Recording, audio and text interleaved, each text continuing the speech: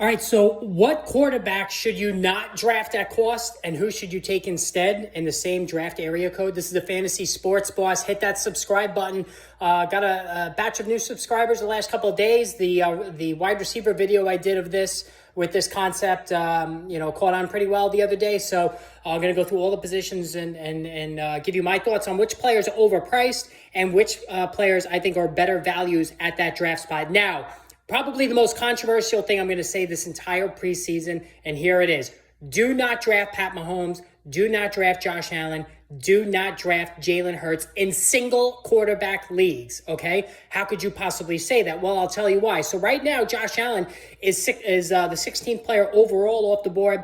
Pat Mahomes is next at 17, and Jalen Hurts at 23. So all three guys are going in the second round in single quarterback leagues right now.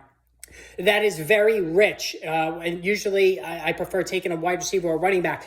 As opposed to this approach, you could take Joe Burrow at number 30 or Lamar Jackson at number 38, cha-ching. So, in my opinion, Burrow and Jackson can finish as quarterback one overall. Just like Mahomes, just like Allen, just like Hurts.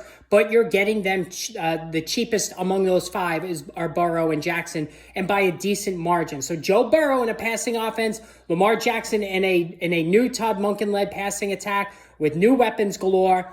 His rushing prowess also included in the statistical bonanza. Those two guys are so much better values than the other three I previously mentioned. All right, the next tier, Justin Fields, 42 overall, Justin Herbert, 43 overall. Now, admittedly, I like both guys. I can totally see myself drafting both of them because I want to prefer to take a quarterback in that second, third tier. But I'm much more likely to take Trevor Lawrence at 54 and even Deshaun Watson at 71. So Trevor Lawrence at 54 is a much better value than Justin Fields. Why? Because he's in a pass-first offense while Fields is in a run-first. Now, I get it that Fields is going to run a lot, but here's another thing. Fields has not nearly the durability that Lawrence has. Also, in addition, reason number 3, Fields plays in a cold weather environment. So in a fantasy football playoff weeks, you could be looking at ill weather. Whereas Lawrence, and I've said this before, all three of the fantasy playoff games he's going to play in our fantasy football playoff weeks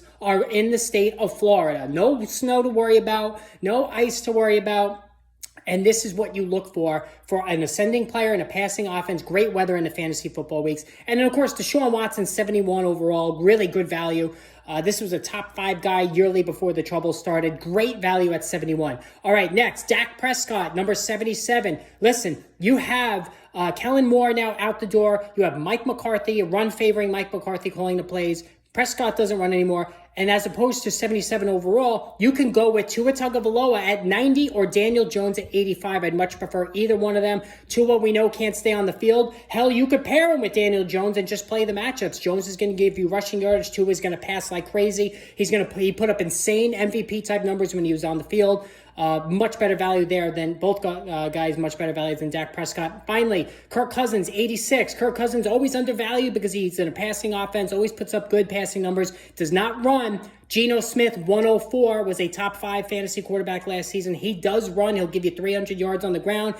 Has 3 stud wide receivers. Geno Smith is a swell value at 104. All right, guys, hit the subscribe, hit the notification button. More videos on the way soon. I will update the Saquon Barkley situation later on today.